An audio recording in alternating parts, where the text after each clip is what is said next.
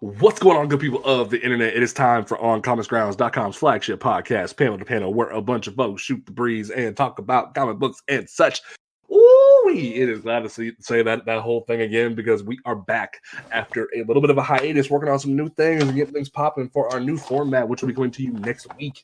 We are excited to get back at it and get ready for some brand new news topics and whatnot in terms of geek culture. There wasn't a lot of news in terms of comic books this past week, but we're going to talk about some comic stuff, some geek stuff, and we're going to holler at you this evening. My name is James Portis. To my left, we have the Afro-having sorting magic cards man, just hyped about Pokemon Sword and Shield as me, Travis Tucker. How you doing this evening? Pretty good. Really tempted to put these magic cards down and go get my 5th badge. Hey. All right. And then to my right, we have the baddest lesbian in the game. She will fuck anybody up who talks shit about Batwoman. Mary, how you doing this evening? What is that introduction? I'm not the only one that heard that. I was feeling fire right there. I had to go hard with it. I can't. My brain just kind of went nope. Oh, great. Oh, okay, let me try again. I'll cut it because that was a little bit too much. No. It's fine. Just leave it in. It's funny. Okay, cool. I'm okay. I'm recovering from that, but I'm okay. All right. Don't forget, folks, you can listen to this podcast on Apple Podcasts, Google Podcasts, Spotify, Stitcher Radio, Overcast, Podcast Republic, anywhere that you can listen to a podcast, including YouTube that isn't Spotify. You can catch us anywhere. So please check us out and listen to us and subscribe to us. That way we can know who is checking out this podcast and review us on Apple Podcasts. That way people can find us a little bit easier. You can also follow us on social media at Twitter at PGP_podcast. You can hang out with our awesome social media person, Mary, hang out with her and talk some good stuff with her about comics and such. And you can follow us on Instagram and Twitter, the website On Comics Ground at On Comics Ground, and our website OnComicsGround.com. Put some hyphens between those words where we post daily reviews, news articles occasionally, solicitations, opinion pieces, everything. We post it for you good people every weekday, so please check it out. Most def. Thank you so much. All right, so all day today, my Twitter feed has been nonstop. I had to put it on mute for a hot minute. I had to mute it because I was getting tired of seeing it. Release the Snyder Cut came back, and I was like, why? Why is this back in my feed? I don't want to see this. This has been mute for 2 years. Why is this back? And lo and behold, it all started with Gal Gadot. Gal Gadot, you had the nerve to pull up and say hashtag release the Snyder Cut with a black and white photo from the movie. She had the gall. And then, yeah, oh wow, that was corny. She had the gall. I'm done. Boo. Boo, Woody Tessenberger, boo. And then Ray Fisher, my boy Cyborg, pulled up and said 2 years, release the Snyder Cut. And I was like, really? We doing this? Really? And then Ben Affleck had the gall to pull up and say the same thing, release the Snyder Cut. And I just... Jason Momoa was on the bandwagon much earlier. He was, and so was Ray Fisher, and so was Ezra Miller. Ezra Miller's been kind of quiet lately, and I've been worried about him because, I think he's filming a bunch of stuff. Okay. But no, so for those who are not as familiar or have forgotten, when Justice League was in development, there was the unfortunate issue of Zack Snyder's daughter passing, and he stepped off the project of Justice League. And not only was the movie already marred of controversy because of Batman v Superman and people being worried about the dark tone that was behind Batman v Superman influencing Justice League, you had that tragedy occur, and then Joss Whedon, famous for Avengers and Avengers Age of Ultron and Buffy and other things, and Firefly, yada yada, came on to finish up the work on Justice League, and a lot of people took the lighthearted tones and jokes and the famous Ezra Miller falling into Gal Gadot's breast thing as the influence of Joss Whedon affecting this movie. Everyone took it as that, and this movement began called "Release the Snyder Cut," where we know there was deleted scenes. We know there was the possibility that other scenes were done differently by Zack Snyder. And as time has gone on, there has been things said by people like Jason Momoa, by Ray Fisher, by Ezra Miller, and now apparently Gal Gadot's in Ben Affleck hopping on the bandwagon, saying that there is a Snyder cut of the movie.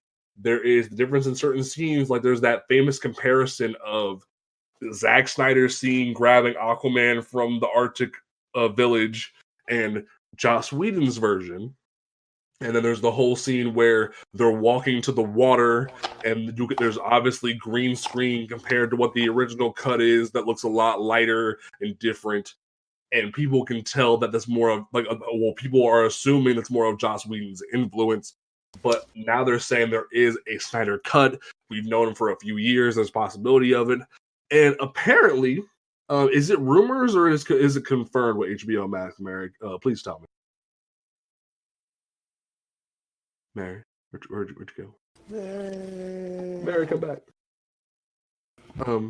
Mary, did she die? I think Mary. No. Until Mary returns. There is the rumor floating around that the Zack Snyder cut of Justice League will be released on Warner Brothers' streaming service, HBO Max, and now with today being the 2-year anniversary of Justice League's release, and now all this stuff with Release the Snyder Cut trending on Twitter and Instagram, I find myself at a point where I don't know how to feel. Because here's the thing. I liked Justice League for what it was. It wasn't the best movie ever. It wasn't the greatest super movie ever, but I liked it. I thought, and now granted, it could have been better. Steppenwolf was atrocious and yada yada.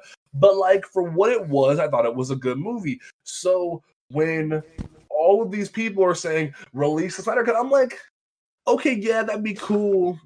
But I don't see any possible. I'm not gonna be irritated if it doesn't happen.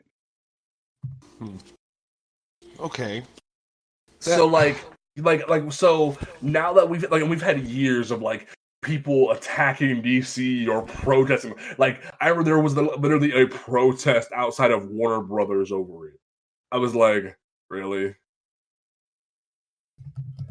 So I'm just I don't understand why there was always the controversy to the point of, now granted, there are a lot of people that like Zack Snyder's vision for Justice League, but I don't understand why we need to actively attack DC over it. But if there's the possibility that the movie could come to HBO Max, okay, cool, but I don't know. Travis, what do you think? See, I think an important factor to think about is that with this Snyder Cut, movies are very subjective. They're the subjects of someone's mind or multiple people's minds to make some form of art or a creation, right?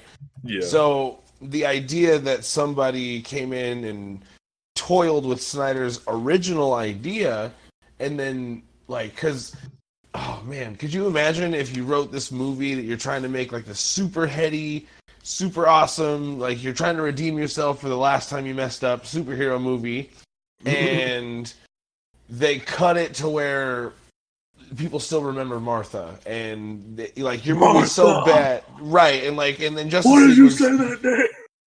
It was so bad. Justice League was so bad that honestly, I think it was completely forgotten over the fact that Martha was so much more memorable as a terrible thing, which is its own crime unto itself. Yeah. I don't know. See, everyone was so upset about Martha and whatnot, and there will come a time soon where we talk about Batman v Superman, but for the time being, there's a lot to like about Justice League, but like if there's the possibility that we could have this movie, okay, cool. But like, I don't know. Mary, what are your thoughts on this whole Snyder Cut situation?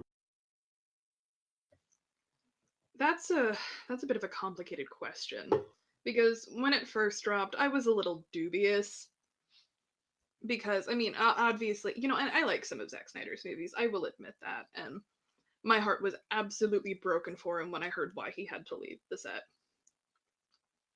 But I think I like Justice League because I wanted to like Justice League. Same, fam. There are parts that are great. Wonder Woman in the museum, that's great. When she does the whole Nicholas Scott-esque bullet deflection, like that's great. It has some really good individual scenes, but overall, it's a choppy mess. And I do believe that Joss Whedon probably did more harm than good. I mean, I can say this as a woman. I was a little. I didn't like the Flash falling on Wonder Woman thing, but that's a very Joss Whedon thing to do. It And, reminded me of the Hulk and Black Widow thing in Age of Ultron, actually. well, I mean, the fact that Joss Whedon is now a certified creep, it makes sense. Yeah. But, no, when I first saw the release of Snyder Cut movement, I thought it was just, those hardcore obsessive internet fans. I'm like, okay, guys, chill out. You're a fringe movement, whatevs.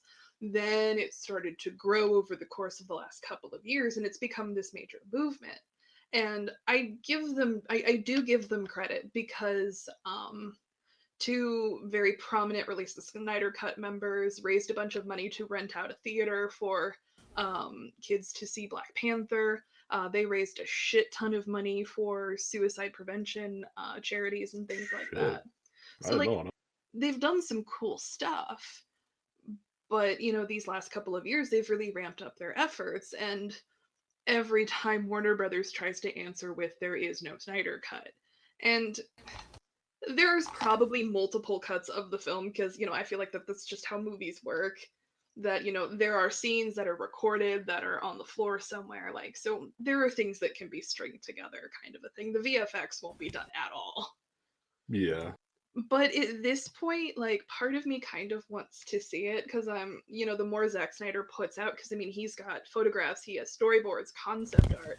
Like, from what we've seen, the movie is entirely different because Wonder Woman kills Steppenwolf in his movie. Darkseid is in his movie. Like, a lot of stuff just seems to be really different, and part of me just kind of wants to see it. And at the same time, I just want them to put it out so everybody can stop talking about it. I like the Release the Snyder Cut people, like, they're just gonna do their thing, that's fine, but then you have as many other people on the other side screaming and yelling and ripping their hair out about, the Snyder Cut is stupid and these people are stupid for believing in it. And then you have, it's just schoolyard yelling at each other. And I'm done with it, so just put it out and leave it be. At time of recording, like James said earlier, a bunch of people have come out. The showrunner for HBO's Watchmen has come out and tweeted something about Release the Snyder Cut. Gal Gadot, Ben Affleck, Ray Fisher, Jason Momoa brought it up ages ago. Like, he's been trolly about it too. Like, he's just been like he even said like something about like he thinks like WB's gonna fire him for keep talking about it. I'm like, no. I mean, and it's just kind of turning into this thing. And part of me, and this is my personal speculation, part of me is kind of starting to wonder if it's all been like, if this current push is kind of a publicity stunt for Warner Brothers, because I mean, put it as an HBO Max exclusive and subscriptions will skyrocket. And then you have and then you're going to have all of Warner Brothers additional content on this app. What's the easiest way to bring people in? Controversy. Ugh. And there are some people who are going to get a free trial to hate watch the Snyder Cut and then end up keeping it because oh look, Adam West's Batman is on here, so might as well stay and watch that. Disclaimer, I don't know if Adam West Batman's going to be on HBO Max, but I mean, that's just how these things go.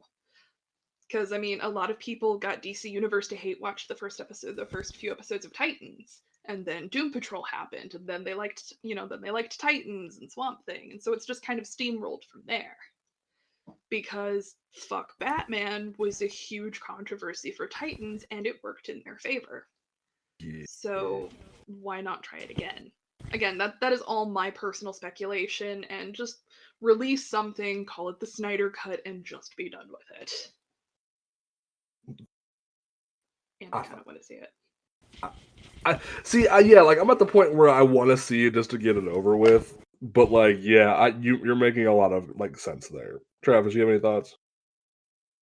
No, not really. Because honestly, it's been so long that I don't know if I want to commit any kind of attempted passion towards a Justice League movie that, as you both have said, kind of you had to force yourself to like. You know what I mean? It ain't even about that, like, because, like, I think for me, I was blinded by, like, Aquaman and Cyborg, my two favorite DC characters next to Tim Drake, that, like, I love to death. And then, like, because here's the thing, everybody hated on Ray Fisher as Cyborg. I thought this boy was great. Like, everyone can swear up and down, like, oh, he was too robotic, or oh, he was too much CGI, but I love that boy. He was absolutely phenomenal. I think the problem is that you had an all-star cast, and what even if the Snyder Cut was an amazing script, ended up in a garbage cut, I guess, because the way the movie panned out just is completely against what we're being told the Snyder Cut is, and is the only like evidence we have of it. You know what I mean? Yeah. I'm just so tired of watching it and seeing Gotham be the brightest city I could ever imagine at nighttime. And trying to just stomach that. You know what I mean? Let's make a new one. Sorry, Snyder. We live in a world where in Batman v Superman, Metropolis and Gotham are like next door neighbors. Yeah. That's been done before. It has, true. In like the Silver Age and whatnot, it's been done. Okay. Yeah. Okay. Cool. All right. So for what you've heard from us, there is thoughts there. Hope like if it happens, cool. If not, like I feel like we should just let it pass. But like it does feel like a publicity stunt because like on the year of just like the second anniversary. Jesus, on the second year anniversary of Justice League, it randomly just pops up. It seems a little too fishy. And for Gal Gadot to do it this close to Wonder Woman 84, like, I don't know, the timing of all of this seems really convenient. Very suspect. But I'm a conspiracy theorist at heart, so. All right, so, but like in other news that happened the past 2 weeks since we've been back, there was the announcement that in 2022 we are getting the release of Spider-Man Into the Spider-Verse 2. And with it, there was all like it was a very fast teaser. And like there was these different flashes of different colors of the Spider-Man symbol. And some people, like a lot of people were like assuming that or speculating by the colors that different Spider-Man or Spider-Women were going to make cameos. Some people were saying Silk. Some people were saying the original Japanese Spider-Man from when the creators of Super Sentai and Marvel teamed up to make like their version of Spider-Man. I was just watching that today. And some people are saying that like Jessica Drew's going to make an appearance because a lot of people are battling over the idea that either Jessica Drew's going to happen or Japanese Spider-Man is going to happen based on those colors. And I think it's really funny that those two groups are kind of like battling it out. I'm just happy that like we get in another movie because that movie is phenomenal. Yeah, it's probably my favorite Spider-Man movie. I'm hoping that they don't just like staple the Spider-Verse name on there and just like throw Miles out. I'm hoping that Miles is still the gateway to get to other universes and it's still the POV character because I want to see him still grow as a character because ever since, and don't get me wrong, I'm blanking. Who's writing Miss Marvel and Miles right now? I know this. I'm blanking. Bad radio. This is gonna bug me later. I'll have to cut this out. Salim Ahmed. Thank you. Don't get me wrong. Saladin Ahmed, from the first couple issues that I've read, is doing all right with Spider-Man. I think him trying to retcon Uncle Aaron back into the continuity because of the movie is kind of like, you just had him as Iron Spider and you're putting him back in the Prowler suit. What are you doing? But like, I really hope that with the newer comics and with the Spider-Verse 2, we can start growing him as a character, because ever since Bendis left the book, there's been this question of what's Marvel going to do with Miles, because they refused to bench Peter. So, I don't know. Hopefully this movie is good and still uses him as a POV character and doesn't just throw him to the side. And we don't just like... Now, I can see them totally just like picking another POV Spider-Verse character, but I don't want them to. Thoughts? See, I don't think they're going to, because I don't think they're going to do that, because Miles was a huge selling point for the first one. And I can't really see them, you don't kill the golden goose kind of a thing. Miles was the big name from the first one, so let's, not use Miles and see if people come back. Like, no, I feel like Miles is still going to be the focal point, because they've pre-established him. I do think, however, that we're probably going to be seeing at least the addition of one more. Well, I'm really hoping that the new character that they're going to bring in is Jessica Drew, simply because she has a lot of history. I mean, this gal's been knocking around since, late 60s, early 70s. She had a cartoon, there is... And it's on Disney+. And yeah, exactly. I'll take your word for it. But, I've kind of got my fingers crossed, but with them doing Spider-Gwen and superheroes' weird thing of one girl per franchise. Yeah. But I've got my fingers crossed that it's Jessica Drew. And actually, speaking of Spider-Gwen, to kind of buttress my point about keeping Miles the focal point, is that they teased the romance between Gwen and Miles. And I can see them definitely wanting to expand upon that. I could see that, like especially how they had that one thing at the end where she reached out the hand to pull him back into her universe. Mm-hmm. It leads me to believe they're going to continue it. See, I was kind of bummed that Bendis didn't get to continue the idea of a Miles and Gwen relationship towards the end of his run on the character before he led to DC. So there could be something to be had there. Travis, what do you think? I'm on the edge, honestly, because I don't get me wrong, I loved the Spider-Verse. It was an amazing movie. I want Sentai Spider-Man to be that character, just because of how campy and cheesy Spider-Pig was. The whole movie, honestly, with how serious everything was, and then just Spider-Pig being there, and so it was it reminded you that it was a family movie. It can get weirder. Nice to see that. Yeah, it definitely can get weirder.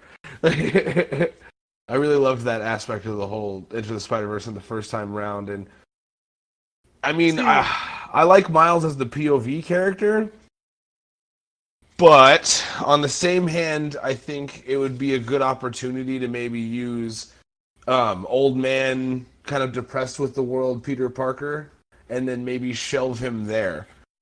You know what I'm saying? Okay.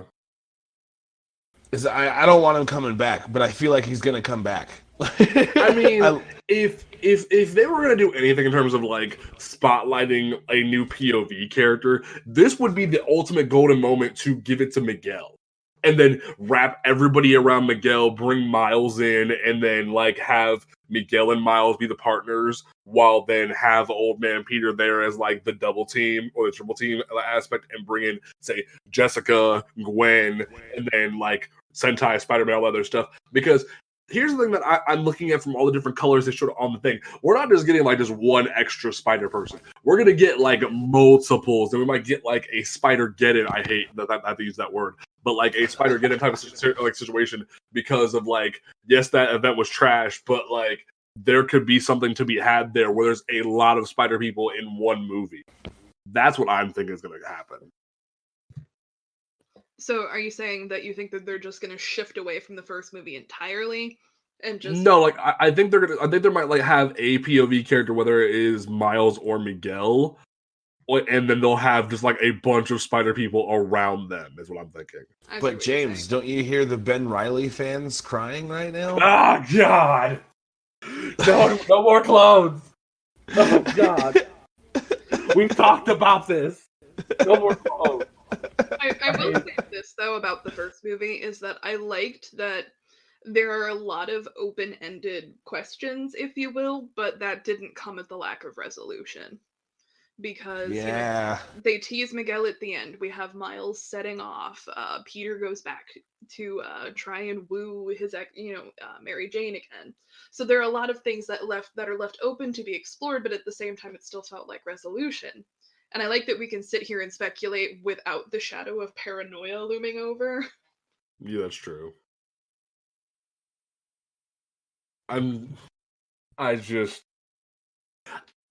excited. I'm not gonna lie. And yeah, for once, it's nice to speculate about something and not have to be sweating bullets, wondering like if it's all gonna be like worth crap. We know from the first movie that we're probably gonna be left in good hands. I like that. So from that, I think we're at a good place there. Let us then transition to the movement that has broken the internet twice now.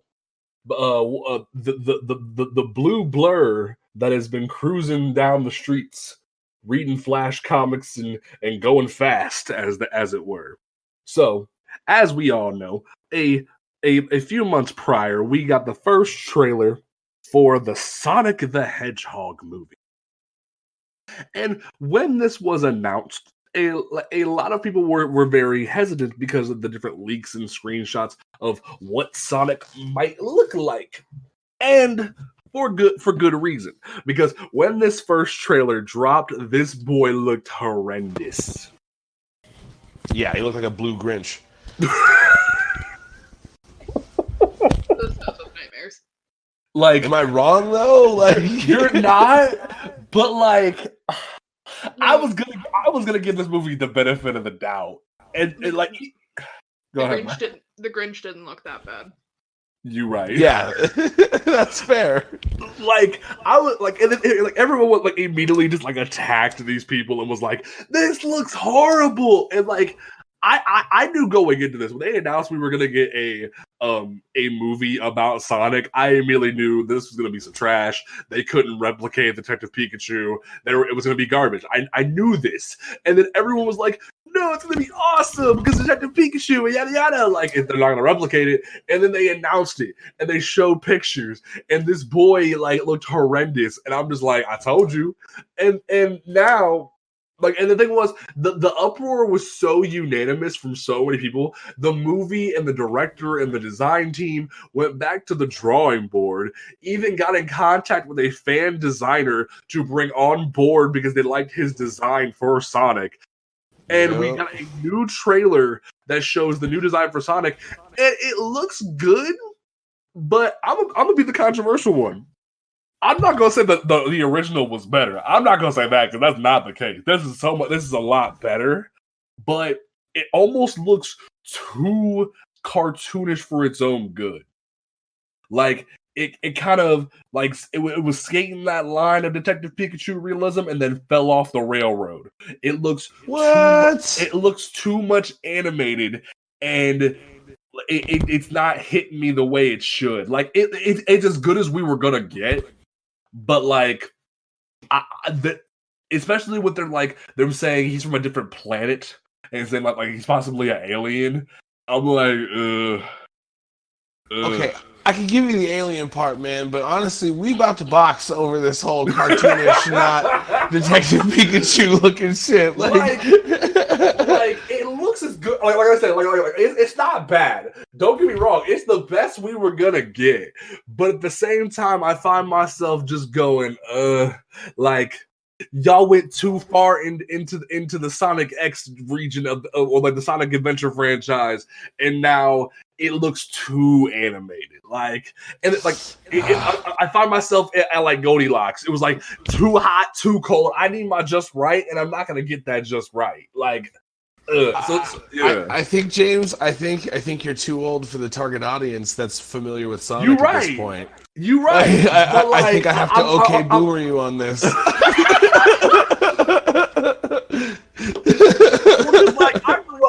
I grew up playing like the original. There's like I'm not a 2D Sonic person. I'm a Sonic Adventure person. I'm a Sonic X person. I still love that Sonic Heroes theme song. Don't get me wrong.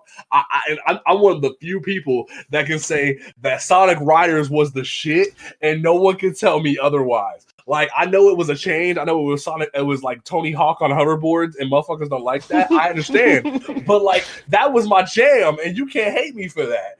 But at the same time, I'm at the point where it's like, this is as best we were gonna get, and I'm satisfied. But there could have been a compromise between the two, is what I'm saying.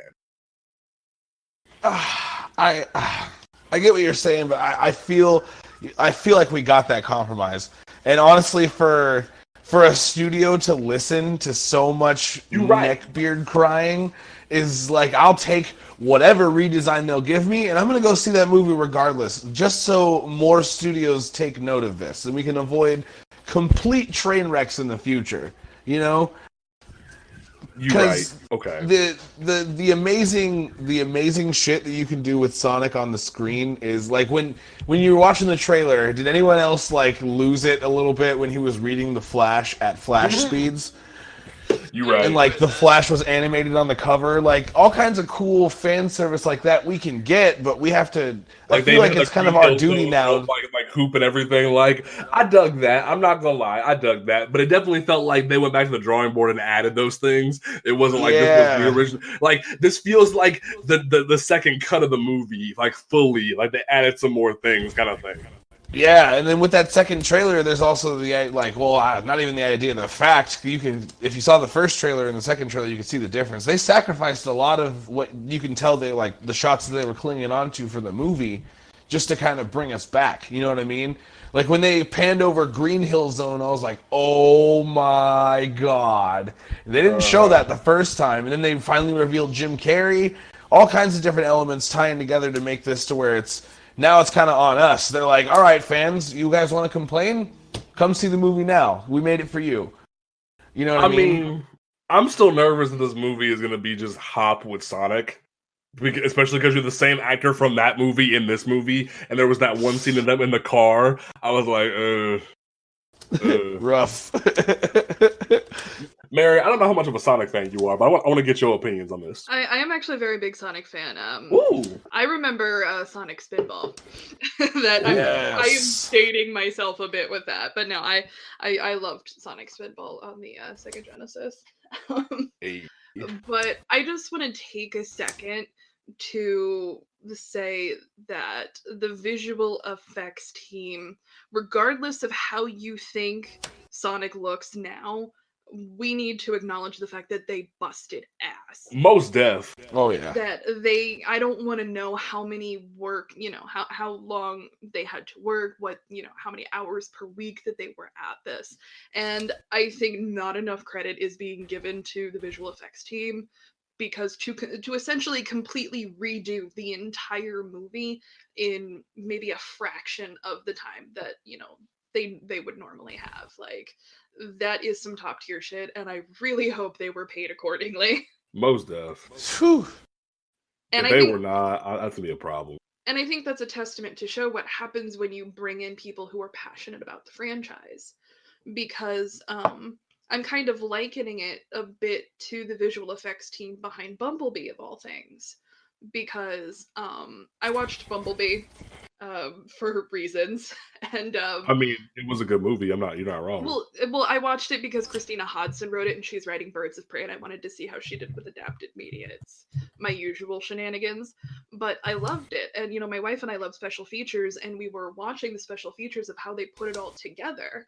And you know, Bumblebee looks more like he did in the old Transformer cartoons. And these people were just geeking out the entire time that they loved Transformers so much. And I think that's why Bumblebee was ultimately a really polished product when it came to visual effects.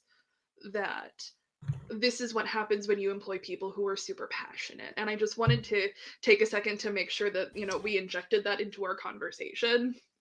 Most of. But Yes. I totally agree. in terms of the actual trailer of the movie, James, I do get what you mean by it looks a little too cartoony. I don't necessarily agree, but I do see where you're coming from, that there is a line and that line is blurred. Yeah, okay, that's fair. But I think he does look exponentially better. I was getting weird like furry vibes from the first. I'm gonna be that person. Furry vibes. Hey, I mean, hey, like we do not shame on this show. If you are a furry, you rock that life. Yo, people been yiffing since Sonic was created. So you're right. Exactly. You're right. Have fun with your you know, just put your fursuit on, have a lot of fun, but just live your best life. Not for me. But no, I was just getting kind of like, it looked like a fursuit to me. And a fursona. Even with like the nose and like how real it looked, it was kind of scary. It was the teeth. The teeth were stuff of night. It looked like those wind-up teeth that the Joker has. Yeah. Oof. But I think he looks exponentially better. And the vocal performance sounds like it's going to be very good. And I think that even if, you know, everything about the movie was perfect with the way he looked originally, it was going to tank. And I know that with this kind of a movie, you are not going to please everyone. And I am still expecting the critics to absolutely just burn this movie to the ground because they didn't do this perfectly or they didn't do that perfectly. But, because I mean, nobody seems satisfied with anything anymore. You right. All right. So there's our thoughts on that thing. I'm going to interject. I'm going to add one more thing to the conversation before we get into the Disney Plus nerding out and the Pokemon nerding out. So I just saw this on Twitter mid-show, and I want to talk about it. So, oh no, you're going to make me play the woman card again. This is specifically for you because I want to see what you thought. I haven't asked you once about this movie since it was announced and now that it's out and now that this problem has arisen, I want to know your thoughts. Like on mic, I want to know this raw. Like this is gonna be awesome because I wanted to see this movie, but now that it's hit this hard, I don't know. So let's talk about this. So Charlie's Angels, the franchise that keeps coming back with a vengeance. We had the original TV show. We had the Cameron Diaz, Drew Barrymore, Lucy Liu like version that is still amazing, and no one can tell me otherwise. We had the CBS reboot TV show that flopped hard as hell. And then they announced this movie, and it has Kristen Stewart. It has old girl from Power Rangers and Aladdin. I love her. I forget her name. Saddens me. My heart. Okay, and then this newcomer girl, and we had Elizabeth Banks directing and being Bernie Mac's character. I forget her. Bosley, thank you. And which and we had Patrick Stewart being Charlie, but it felt more like Elizabeth Banks wanted to be Charlie, but she already started the pot enough with the movie to begin with that she was like, "I'm gonna not do that. I'm gonna be Bosley and be done with it." But we barely see Patrick Stewart in the trailer, so it already felt like she was trying to be Charlie. The whole point is that you don't see Charlie. No, like not, but they barely even had his voice in the trailer at all. Like that kind of bugged me versus what we usually see at all. Like there's usually that intro of like, they're the best in the world and yada yada yada like that he does, and we didn't have that versus like Elizabeth Banks like in there training all this stuff compared to like normally what it is. Like I don't know, I've been watching shit like that, but like the movie has flopped hard, where it's only made $8.6 million domestically on a $50 million budget, and everyone's giving it crap online and whatnot, and Elizabeth Banks came back hard in the paint and has said, you've had 37 Spider-Man movies. this isn't the first reboot to come out, so stop hating. And she's also said that I'm paraphrasing, by the way. She didn't say stop hating, obviously. And then she also said it reinforces a stereotype in Hollywood that men don't go see women do action movies. And she's not wrong. Now, granted, I wanted to see this movie. I'm just a broke person and can't run to the movie theater right now. I haven't seen a movie in theaters in a while. Now, I think she has a point, because there is that issue of like people like not really caring about women in action movies unless they're like all sex appeal and nothing else. And I'm kind of sad to see this movie fail, because I thought this could have spawned a new franchise, like the same way that like the Cameron Diaz and Lucy Liu and Drew Barrymore one had started to do. Till the second one wasn't as hot, but I still love that movie.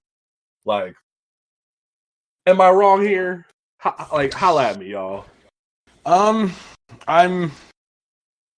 would see the movie. Don't get me wrong. I like the Charlie's Angels movies. The ones that you had just named with Cameron Diaz and such, with the Prodigy soundtrack and just the writing and the shot for shot like action sequences were so nicely done. But I think there is an inherent problem with Charlie's Angels' origin and concept that is a hard thing to beat.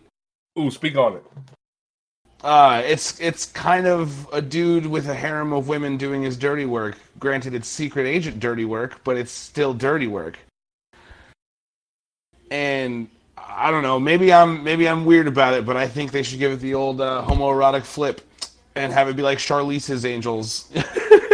That's what I'm saying. Like, if they would have just pulled the full trigger and made Elizabeth Banks Charlie, like, that'd have been fine. I would have been cool with that. Right. Mary, are we being dumb? Holla at us. I think she's gathering gone. my thoughts. That's what I thought she was doing. Because I can't help... Okay, I don't know how much anime you guys watch, but I can't help but get this image of Elizabeth Banks as Integra Van Helsing out of my head. Yes! And it's so good. Why would you deny her of this? Fun Helsing fact, I used to cosplay as Integra. Ooh, Nice. I could see that. Ooh. I need pictures after the show. That sounds baller as hell. Yeah, Integra is waifu for life. Helsing Ultimate is top tier. Helsing, like, the first anime can just get fucked. Helsing Ultimate is what you need to watch. I Have you did seen watch Helsing Ultimate. Abridged? No, I know, Helsing Abridged was fucking great. Yes. Oh yeah, of course. But That was a 56-inch plasma screen TV. How can I help you today? But Charlie's Angels is it's a bit of a closet key franchise for me. And if you are unfamiliar with the term closet key, it is used to reference a person or a property or a book or whatever that helped a queer person realize that they were indeed queer. And I watched a lot of original Charlie's Angels, and I'm talking Kate Jackson, Farrah Fawcett, Jacqueline Smith. I mean, I still miss Farrah Fawcett, but like I go way too far back with Charlie's Angels, and I loved the original series. It was what's called Jiggle TV. It was very sensationalistic in the 1970s. I mean, Farrah Fawcett's hair alone, the way it flipped out like that, it was a massive fashion in the 70s. Like, I have seen pictures of my mom with that haircut, and it's hysterical. But the fact that Charlie's Angels was such a huge part of just pop culture then, and and it aired on ABC, so it was readily accessible. And then we had the early 2000s reboot of the franchise, which is essentially late 90s schlock. It's absolutely ridiculous. They are dumb as hell, but they are wonderful. Yes. I mean, hell, it was even groundbreaking at the time to include Lucy Liu. I'm trying to gather my thoughts with this. I didn't have time to do prep work, James. I just saw it on Twitter and I felt like we needed to speak on it. I'm sorry. Like, it just... No. You're fine. It's just... It's like I know, it's one of them things. I see where Elizabeth Banks is coming from. I genuinely do. And I'm gonna lose several thousand Twitter followers for saying this, but she's not wrong. Like, and like, I understand her frustration that, we do constantly have Batman reboots and Spider-Man reboots, and admittedly, I have stopped caring. Like, I have never seen any of the Tom Holland Spider-Man movies. I have no desire to. Like, I thought you saw Homecoming. No, I did. Okay, I did see Homecoming. I haven't seen Far From Home. That's just how much I enjoyed Homecoming that I completely forgot that I saw it. But no, I genuinely do see where she's coming from, and in essence, I don't think she's wrong, but I do think she was speaking from a place of anger, because I would be frustrated too if, something that I put so much time in, just ended up flopping. And in the greater conversations, you're going to have people arguing it's an SJW reboot. I even saw one guy unironically complaining that we didn't need an all-female SJW reboot of Charlie's Angels. Huh? And I'm just kind of like, this was unironically. He wasn't, just making a joke. This was a guy who thought that they had taken a property and took the male cast and wiped it away and put all female, like all women in the cast. The only thing they did was switch Bozzy to a girl. I mean, it made it less weird. It was, it was absolutely wild enough, because I remember my parents were speaking on it after the fact when Bosley was pretty neck, and, it was going to destroy the franchise because Bosley was black, but in the first movie, it's Bill Murray. Yeah. So, I mean, it's just kind of one of their things. I have not seen it yet. I think my wife and I, Victoria and I, we'd plan to see it this weekend if we could, but she had a fever, so we haven't seen it yet. It looks gay as hell, and I'm down for that. But, and I think that's probably like 75% Kristen Stewart. Yes. But, I mean, and also keep in mind that Elizabeth Banks threw a lot of her support behind the recent Power Rangers remake, too. Yep. And I think she's just having a lot of fun. And because I mean, a lot of people are waving around Wonder Woman, and then people are pointing to Terminator, that they like seeing women in action movies, like, but that's not necessarily what she's saying. We just had a conversation about that on Blurred Grounds last week. Yeah, they're not. It's not about women in movies. It's about women-driven movies. That's the point. Yeah, That's what I want to see. If a movie is objectively bad, a movie is objectively bad. Like, that's neither here nor there, but I think she's speaking... I mean, this is speculation. I obviously don't know Elizabeth Banks. If I did, I would talk about it all the time. But, oh, come on, wouldn't you? If you knew a celebrity, wouldn't you be like, have you met my friend Elizabeth Banks? Like, yep, you're right. But I think she's speaking from a place that there is a huge push against, women-led properties right now. And ironically, these are some of the same fears I have for Birds of Prey, because it is going to be an entirely woman-led action movie that's rated R. And, like, you can just see, the internet trolls revving their little chainsaws, getting ready to start hacking away at the movie. I mean, they've already started because Margot Robbie's not wearing what she wore in Suicide Squad. Jesus. So I do understand where Elizabeth Banks comes from. And on a whole, she is not wrong. Because, I mean, I can't say definitively why she isn't, but I do know that she isn't. If that makes any sense, like, I don't have empirical peer-reviewed data to prove why she's not wrong. But just as, being a woman, I can tell you that she's not 100% wrong. Because if there's a woman in an action movie and she's not in something tight or revealing, she's a lesbian. That's what's been noticeable, and even I remember recently people were online complaining about Tom Tiller's new Suicide Squad. They were saying it's a double standard because the women are covered up, but the men are in more revealing clothing, and I'm like, such a bro, double standard. Really, bro?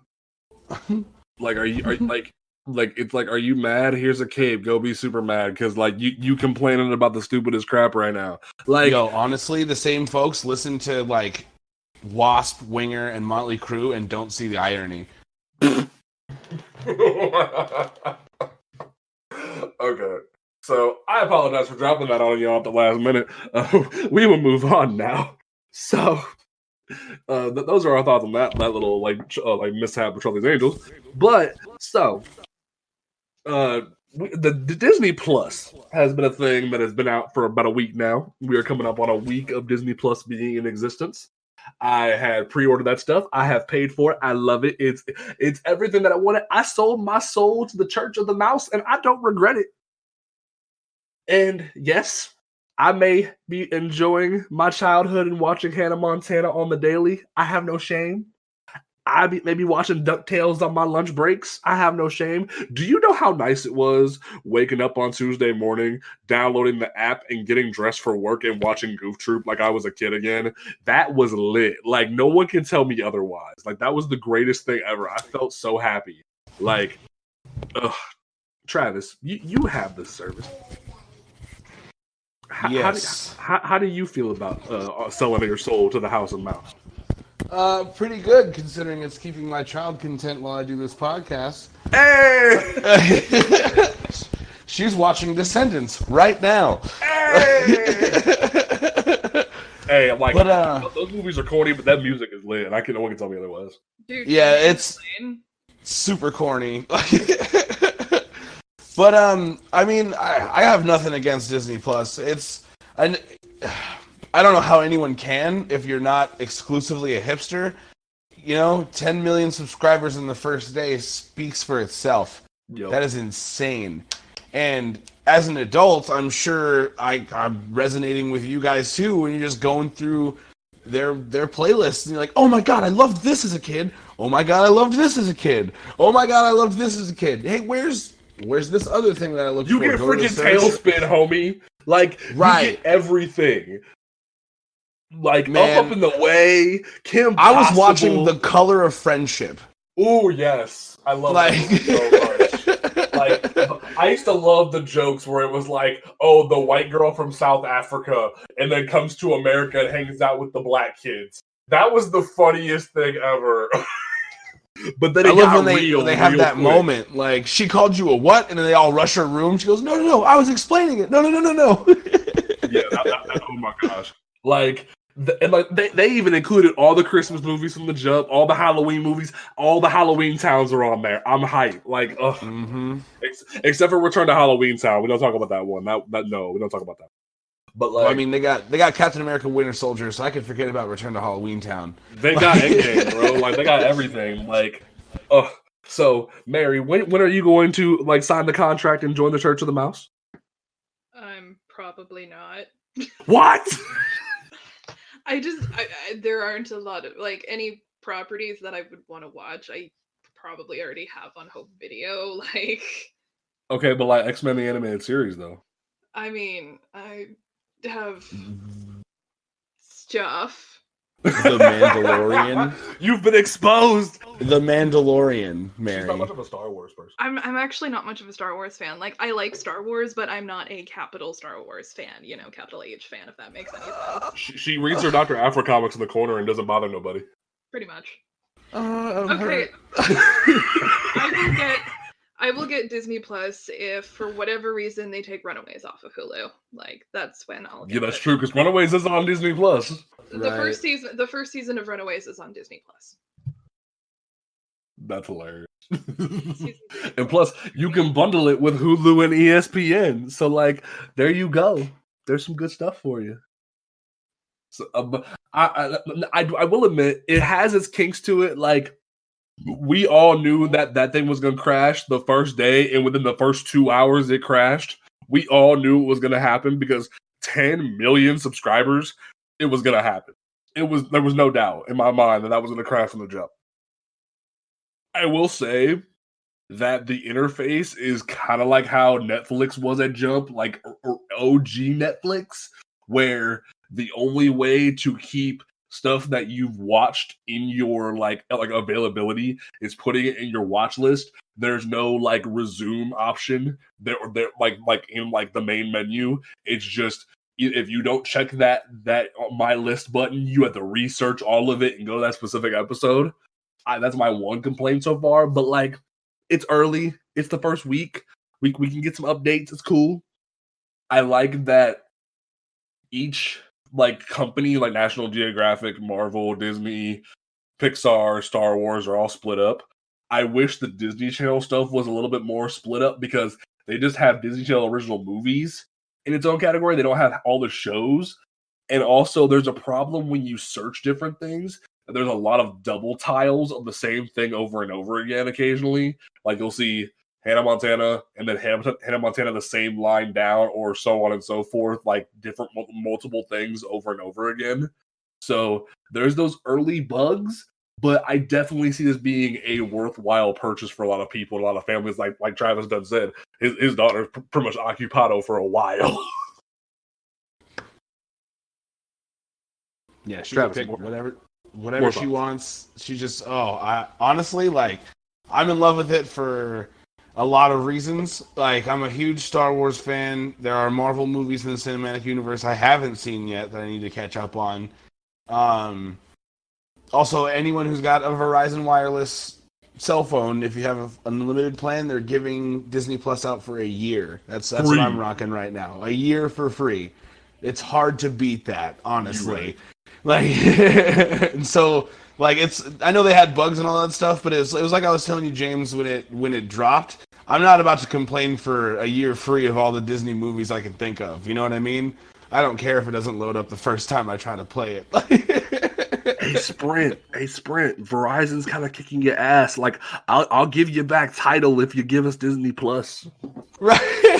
like I don't need Jay-Z Spotify clone. I'll take some Disney Plus, please.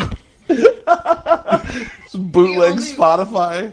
The only reason that we even use the title that we got from Sprint is because we don't want to pay the upcharge to have two devices on Spotify, so I use Spotify and Victoria uses a title. Damn. See, like, I have like 5 people on my Spotify family plan, and like a couple people just like buy me lunch occasionally, so I'm happy paying $15. I don't give a fuck. And like that's what's nice about Disney Plus. And like there was all these rumors and speculation that they were gonna like crack down on password like sharing and whatnot. Oh, really? Is that why you gave us 7 profiles and up to 4 screens at once? I don't think so. It's humans are communal creatures. They're gonna share. I got people buying me milk and Diet Coke occasionally just to get that Disney Plus and occasionally some beer. I don't give a crap. Y'all can have that. I don't even care.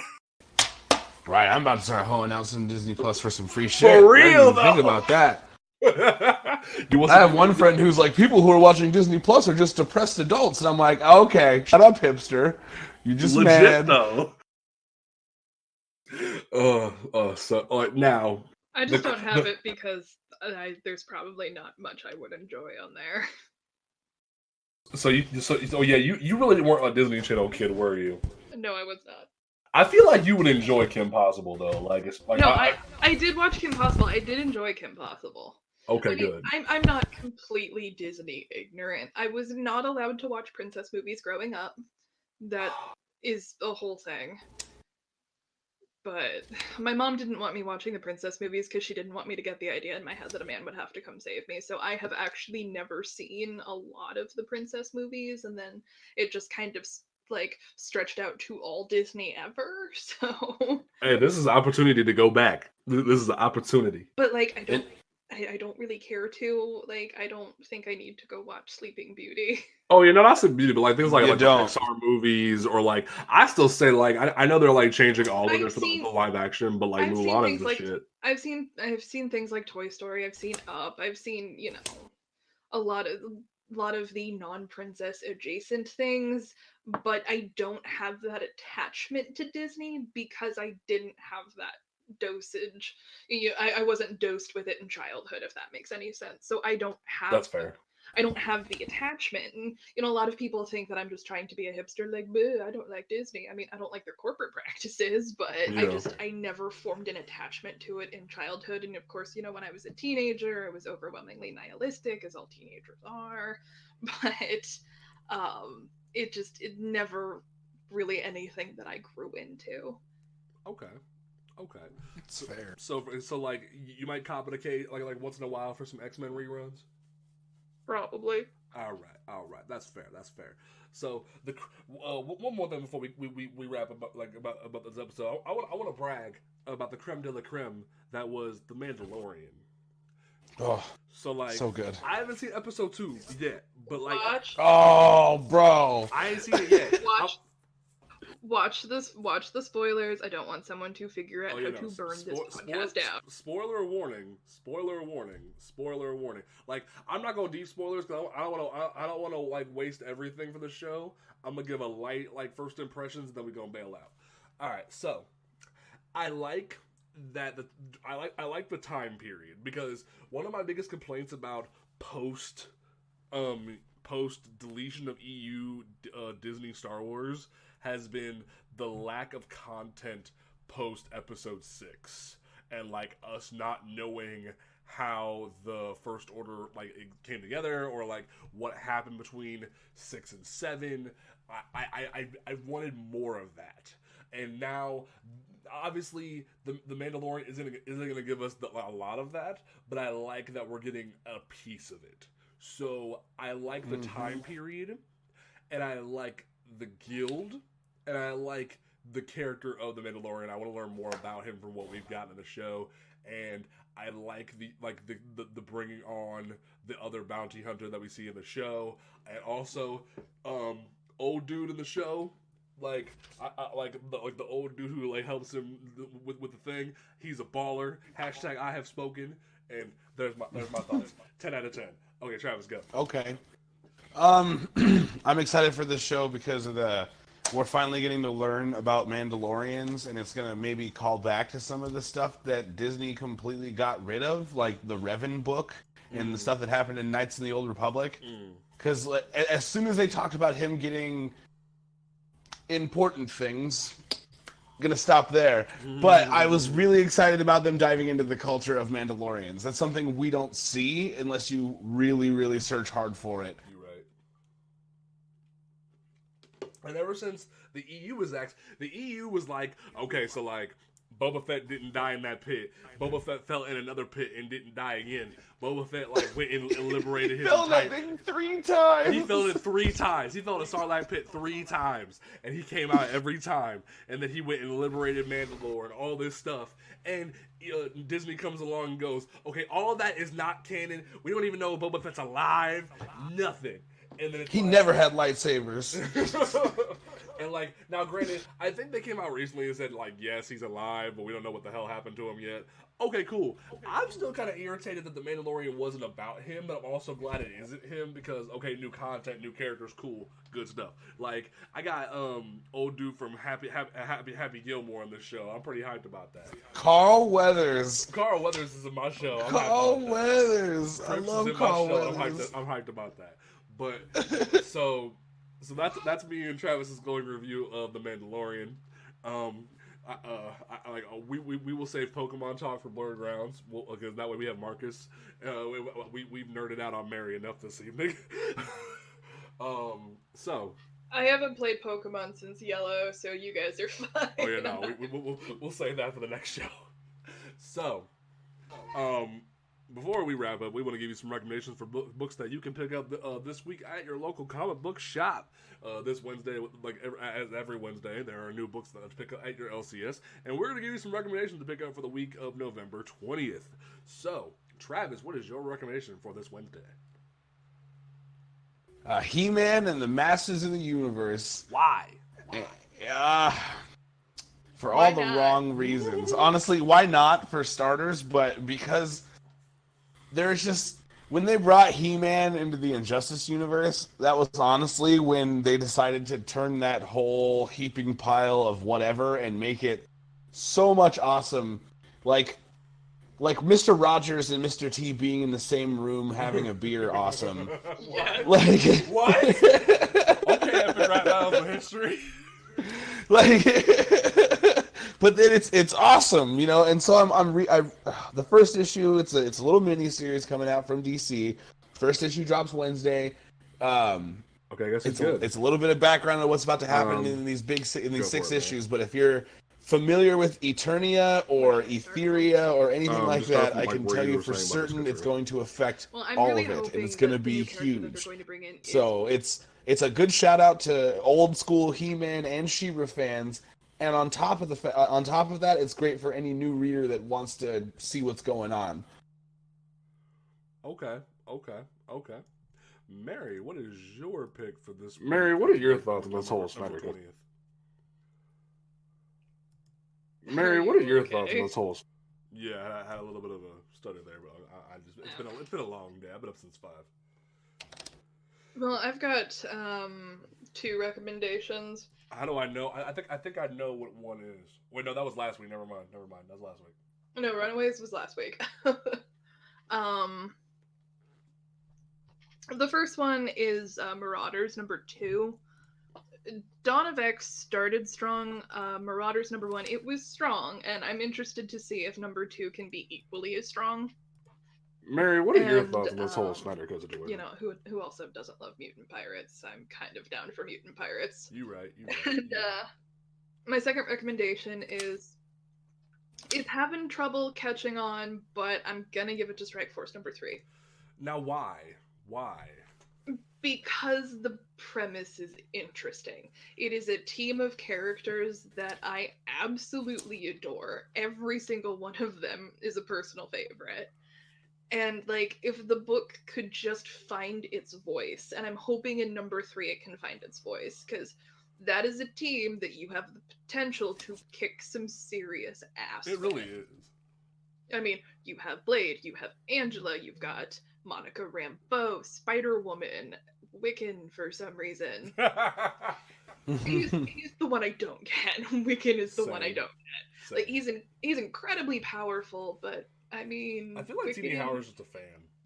Wiccan and Blade. But like Blade though. But I mean, like Wiccan and Blade together. Let me cast some power of love. Hang on, let me slice it in half. Oh my gosh. But no, I'm really hoping the book finds its voice before it's canceled next week. Next week. Woo!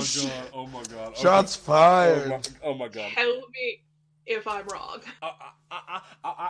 Let's put money on it. I'm gonna say Fallen Angels gets canceled before Strike Force. Okay, see, I have to agree with you with that one.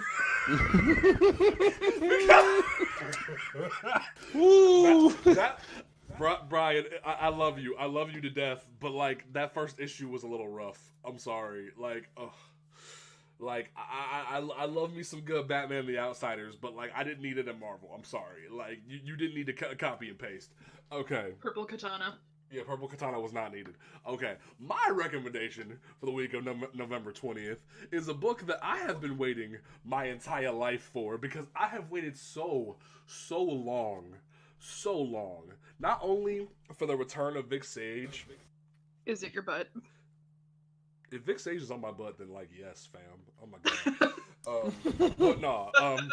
This podcast just took a turn. Yes, it did. But, no. Not only for the return of Vic Sage, because, don't get me wrong, Greg Rucka, we can have lunch. I love having Monica Rambeau back in the mask.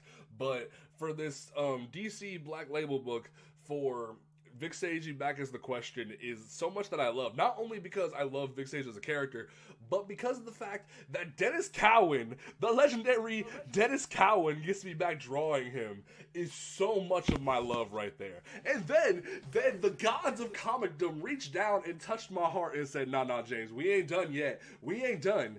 We gonna say, you get one of your favorite writers to work with him. And who did I get? I got my boy Jeff Lemire. I got Jeff Lemire, and I got Dennis Cowan working on Vic Sage The Question. And I am so hyped. So I need everybody to go support this book. Because yes, it's a mini-series. Yes, it's a Black Label book. But it is going to be fire. And I need everyone to support this book. Okay. That's my thing for the day. Okay. Don't forget, so we're going to go ahead and wrap up. Don't forget to follow this podcast on Twitter at PTP_podcast. Don't forget to check out the website On Comics Ground on Twitter and Instagram at On Comics Ground. Check out the website, oncomicsground.com. Put some hyphens between those words for me. And where you can check out all of our reviews, solicitations, news articles occasionally, opinion pieces, where we talk about every weekday for you folks. We apologize for any audio issues that occurred this episode because we're having some recording issues, but we appreciate you sticking with us as we get back into things after a bit of a hiatus. Next week we are going to be switching formats of the show. While we love and enjoy talking about the latest news with you when it comes to comic books, we want to dive further when it comes to talking about comic books and such, and we're going to have weekly topics about comic books and such. And next week begins our new format where we're going to be diving deep into one of the latest comic book events that has shooken the very fabric of the Marvel Universe. What am I talking about? House of X and Powers of X. Jonathan Hickman coming down once again from the heavens and blessing my heart and revitalizing the X-Men franchise. I am very excited to talk about this with my brother and sister here when it comes to panel to panel. I'm excited to dive into this new format. So get ready for next week when we bring that to you folks. So, Mary, what is your closing statement for this episode of Panel to Panel? Watch Batwoman Sundays on the CW. I don't know, 8 p.m. Eastern. I mean, why the hell not? That's great. That's really. Okay. Travis, what is your closing statement for this episode of Panel to Panel? I hope one of these movie studios takes another amazing, iconic 60s show and flips it to be as SJW as possible. Give me an all-women A-team. Just saying. Yes. Okay. This is something I didn't know I wanted, but yes. But who would you get to be BA, though? Like, my first pick was Leslie Jones, but I don't know how I feel about that now. Nah, she lost her chance, man. When she ruined the best Ghostbuster, it's over. I canceled her. The power of Patty compels you. No. It was a good scene. I'm sorry, I like that movie. I like that movie too, but like, I wish there wasn't so much controversy around it. It had its flaws. Like, I'm more there for Kate McKinnon than anything. It's Ghostbusters for lesbians. Just look at it that way and all of the problems disappear. See, I watched Ghostbusters because the black dude was the smartest. You're right. You're right. Ernie Hudson's my man. Okay. Well, there's that episode. Once again, we apologize for any audio issues with this episode. We will catch you guys next week for our brand new format. Please check us out on Apple Podcasts, Google Podcasts, Spotify, Overcast, Podcast Public, all that good stuff. And we will catch you folks next time right here at Panel to Panel. Peace out.